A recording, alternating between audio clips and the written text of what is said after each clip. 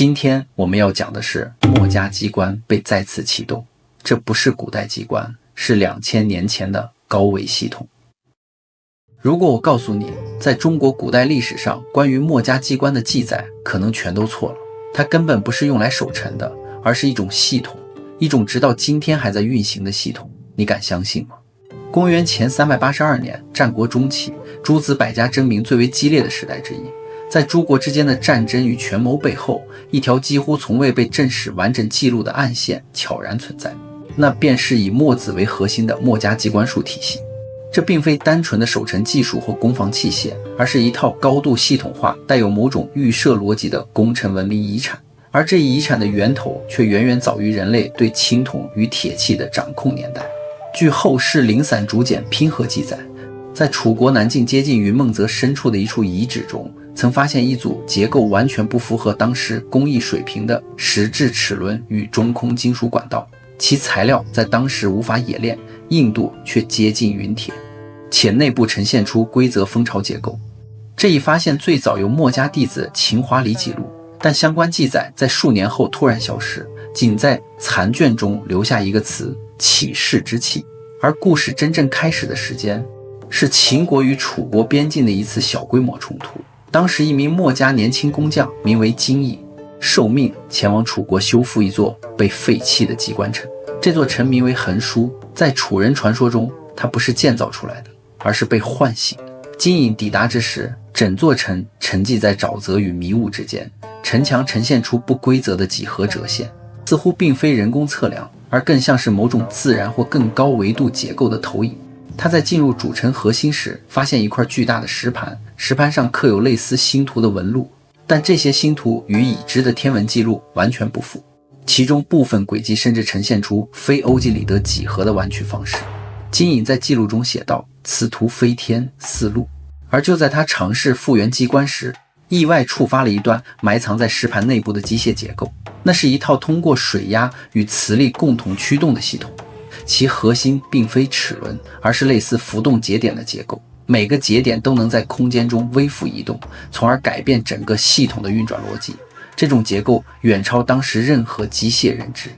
更像是一种自适应装置。在触发后，整座横书城开始缓慢运作，城墙上的裂缝中涌出雾气，而这些雾气并非水汽，而是带有微弱电荷的粒子云。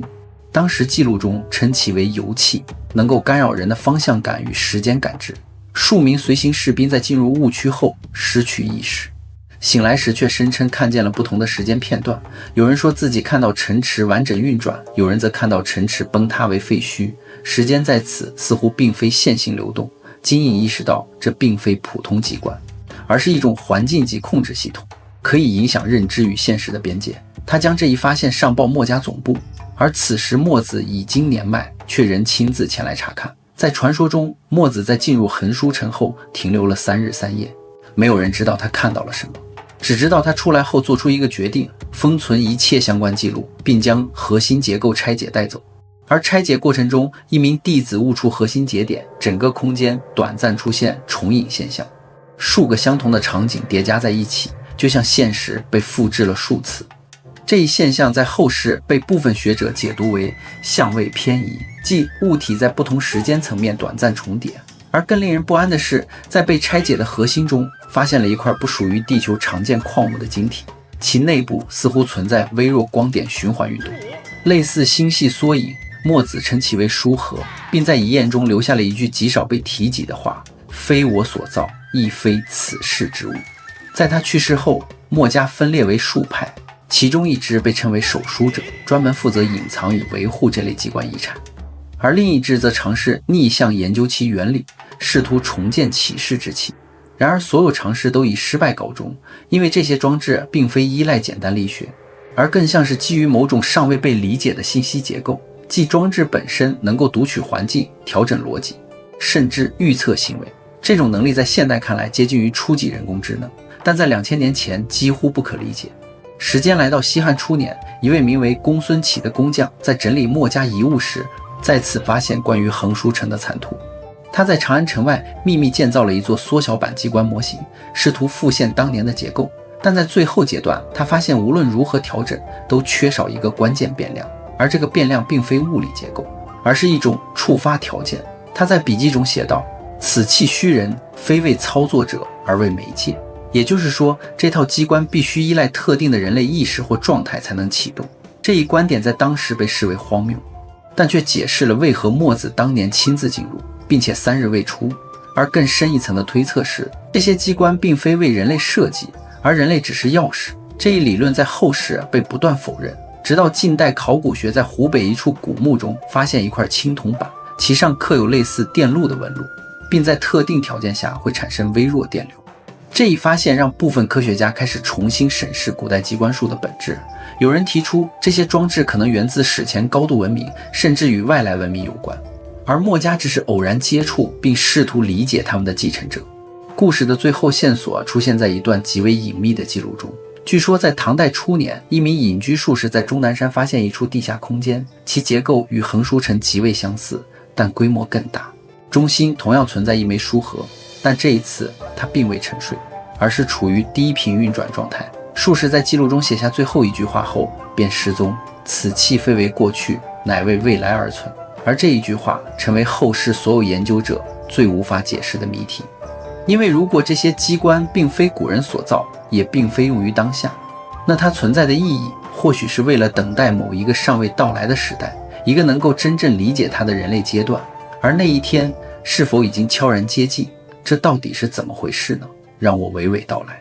唐初贞观年间，终南山北麓常年云雾不散，山中有一条极少有人踏足的石径，通往一处在地方志中从未记载的洞窟。那名留下最后记录后失踪的术士名为陆玄衡，他并非方士出身，而是曾在太史局任职的天文官，因一次星象异常被贬离长安，才隐居山中。而他之所以会发现那处地下空间，并非偶然，而是源于他长期观测到的一种重复星轨。那并不是星辰移动的误差，而像是某种周期性覆盖，就像同一片天空在不同时间被重叠投影。而这种现象与他在墨家残卷中读到的横书之图极为相似。于是他开始在终南山中寻找对应地形，最终在一处断裂山体中发现了异常回声。当他敲击石壁时，声音并非单一反射，而是出现延迟叠加，就像空间内部存在多层结构。他用最原始的方法，火把与烟雾，找到了一个隐藏的入口，入口极窄，但内部却豁然开阔。那是一座完全封闭的地下空间，其结构与战国时期的横书城极为相似，但规模更大更精密。墙壁并非简单石材，而是由某种类似晶体与金属融合的材料构成，表面呈现出细密的网格纹理，就像在微弱的呼吸。陆玄衡在记录中写道：此处非墓非宫，似气之内腔。他意识到这并不是一座建筑，而更像是某种巨大装置的内部空间。而真正让他震惊的是空间中央那枚书盒。与墨家记载不同，这一枚并非沉睡，而是在缓慢旋转，其内部光点并非随机运动，而是沿着某种固定轨迹循环，像是一个微缩的宇宙模型。他靠近时，发现自身影子出现了轻微偏移，脚下地面就像有延迟反馈。这种现象在现代物理中可以类比为时间微滞，但在当时他只能用影迟于声来描述。他尝试记录这一现象，却发现纸上的文字在书写后短暂模糊，随后才稳定下来，就像信息的写入也受到某种延迟。这一切都指向一个结论：此处的时间流动与外界并不一致。而就在他继续深入时，他发现墙壁上并非空白，而是刻有极为复杂的符号。这些符号既不像已知文字，也不完全是图形，而更像是一种结构语言。通过线条与节点表达关系，他花了数日时间抄录部分内容，发现其中存在重复模式。这种模式并非装饰，而更像是某种运算规则。他大胆推测，这些符号并非用于阅读，而是用于执行，即墙壁本身可能参与整个装置的运算过程，而书盒则是核心处理单元。这一想法在当时几乎无法被理解，但却解释了为何整个空间会表现出对信息的响应能力。陆玄衡在一次尝试中将手掌贴在一处符号密集区域，结果整面墙壁微微震动，随后远处的书盒亮度发生变化，像是接收到了某种输入。他惊觉这套系统并非死物，而是可以被交互的。而交互的媒介并非机械操作，而是人本身的状态。他开始尝试不同呼吸节奏、不同心境，甚至不同记忆回响，发现书和的反应确实有所不同。当他回忆童年时，光点运动趋于缓慢；当他回忆长安城的繁华时，光点则加速并出现分裂轨迹。这一发现让他产生了一个极为大胆的猜测：这套装置不仅能读取环境，还能读取人类意识的信息结构，并据此调整自身运行逻辑。而更进一步的推测是，它可能并不是在运转，而是在等待匹配，即等待某种特定的信息模式出现，从而触发完整状态。而就在他逐渐接近这一结论时，空间开始出现异常变化。原本稳定的墙壁纹理开始流动，地面出现轻微倾斜，书和光芒骤然增强，整个空间就像被某种力量激活。他在记录中写下最后一段清晰文字：此器非古人所造，其逻辑非为当世所用，若人可解，则非人意。之后文字开始变得混乱，笔记重复叠加，甚至出现不同时间段的内容交织在同一页上，就像他在不同时间同时书写。而这些记录在后世被发现时，已经无法完全还原原始顺序，只能拼接出部分线索。而最关键的一点是在他失踪前的最后一次观测中，他记录到书盒内部出现了一种此前从未见过的轨迹变化，那是一条外来路径，并不属于原有循环系统，像是有新的数据被引入。而这一变化之后，整个空间的时间错位现象显著增强。有同行者声称，在洞口等待时看见陆玄衡走出又返回，重复数次却始终无法接近。而当他们最终进入时，内部已经空无一人，只剩下仍在低频运转的书盒，以及墙壁上不断变化的符号。而这些符号中，后来被学者解析出一个反复出现的结构，其逻辑关系类似于输入、匹配、响应，这在现代计算理论中极为接近某种模式识别系统。而如果这一推测成立，那么墨家当年所接触的机关术或许并不是单纯的机械技术，而是一种远超时代的信息处理系统，其本质更接近于环境级智能装置。而人类在其中的角色并非创造者，而是变量，是触发条件，是被系统识别与筛选的对象。而更令人不安的是，如果这一系统从史前延续至今，且仍在低频运转，那么它所等待的匹配条件是否已经在某个时代逐渐接近完成？是否在某个看似普通的个体身上已经具备了触发完整运行的能力？而一旦那一刻到来，这些沉睡千年的机关是否会重新苏醒，并以一种我们无法理解的方式重新定义人类与世界的关系？这一切在现有的历史与科学体系中仍无法给出答案，但所有残存的记录都指向同一个方向，那不是过去的遗产，而是未来的伏笔。下面进入科幻推理。一、金银在横书城核心所见的那块石盘，并非传统意义上的星图。现代拓扑物理学研究者曾根据金银留下的横书简复原了一组坐标模型。当他们将这些坐标输入超级计算机时，惊人的发现其并非呈现平面投影，而是一组符合卡拉比丘流行的六维空间投影。在金银的笔下，石盘上的纹路虽曲而直，虽断而连。从现代伪技术视角来看，这描述的极有可能是某种应力拓扑结构。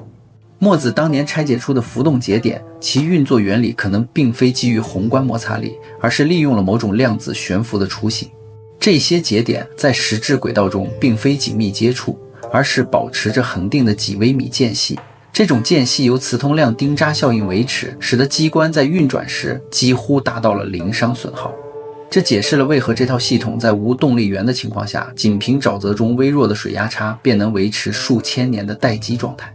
金银所见的油气实质上是机关运转时磁场切割大气，导致空气分子电离产生的等离子体云。二、相位偏移与观测者效应。关于墨子在城内停留3日3夜的记录，手书者一脉的秘传文献《墨经外传虚实篇》中有着更令人毛骨悚然的记载。夫子入书，见万象丛生，一室之内，或为春耕，或为秋沙，或为焦土。夫子立于中央，形影散乱，如水之波。这段描述在现代物理学猜想中被称为宏观相干叠加态。墨家机关术的核心并非金属的堆砌，而是对波函数的一种物理干预。横书城内部存在一个极强的定向引力场，它导致了局部时空的轻微扭曲。当弟子误触核心引发重影时，实际上是触发了多世界诠释的物理投影。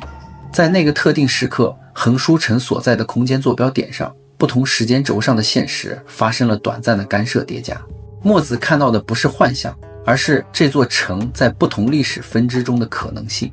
墨子留下的那句“此气虚人，非为操作者而为媒介”，指向了一个超越时代的猜想——观测者效应。书核内部的循环光点实际上是一个被束缚在晶体晶格内的高能光子泵，它的逻辑运转依赖于生物神经信号的扰动。换言之，人类的大脑电流在靠近核心时，会作为一种外部随机数发生器介入计算，从而开启机关的非线性逻辑。3. 书核的逆熵本质。墨子死后，那块被称为书核的晶体消失在历史长河中。但根据公孙启在西汉初年的研究，他发现这块晶体具有一种自发冷却的特性，周围环境越热，晶体内部的能量活动越剧烈，而其本身温度反而下降。这在经典热力学中是不可能的，但在现代麦克斯韦腰的理论模型下，如果某种结构能够对信息进行高速筛选与处理，它就能实现局部的熵减。书核的技术解析、猜想、材质、硅基晶体掺杂未知同位素，内部具有蜂巢状的纳秒级逻辑电路，能源吸收背景辐射与引力波，将其转化为电磁能。功能环境模拟器与逻辑演算终端。公孙启之所以无法复现，是因为汉代的环境能级由于小冰河期的气候变化，已无法提供触发晶体高维共振所需的背景能量。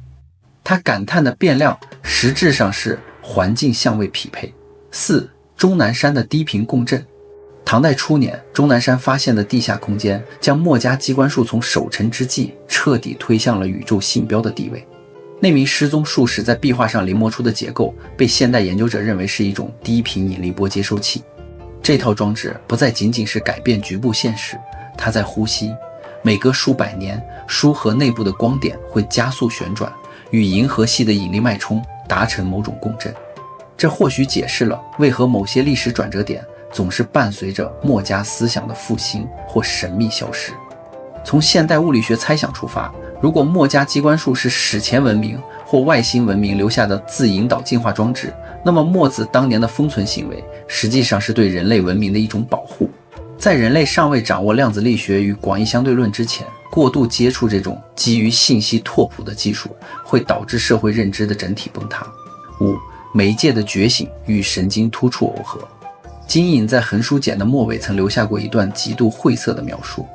入核心者，感万物如斯，牵一发而动全身，非手之所及，乃念之所及。这种描述在现代神经物理学中找到了某种令人不安的对应：生物磁感应耦合。当金隐或墨子靠近书核时，他们的大脑并非在思考如何操作，而是他们的神经元放电频率被书核发出的低频电磁脉冲所强制同步。在横书城深处，那些被后世误认为齿轮的蜂巢结构，实际上是微米级的流体逻辑门。这些管道内充盈着一种性质类似液态汞，却具备室温超导特性的介质。当人类的意识产生强烈的专注或情绪波动时，大脑皮层产生的微弱生物电场会微幅改变这些介质的粘稠度与流动方向。技术逻辑装置并非通过杠杆传递动力，而是通过压力逻辑网络进行运算。交互方式，人的意识作为输入信号，通过磁场感应进入逻辑网络，实现人机一体的自适应调整。这解释了公孙启为何失败。他在西汉建造的模型空有其形，却缺乏一个能与书核晶格共振的高带宽意识终端。墨子3日未出，或许是因为他在那3日内思维被迫以亿万倍的速度在书核的逻辑阵列中穿梭，经历了数个文明兴衰的推演。6. 手书者的伪装工程。墨家分裂后的手书者在随后的2000年里逐渐演变为一种隐秘的社会工匠组织。他们发现直接的物理隐藏是无效的，因为书核会不断产生引力扰动。于是他们采取了一种名为信息掩盖的伪技术手段。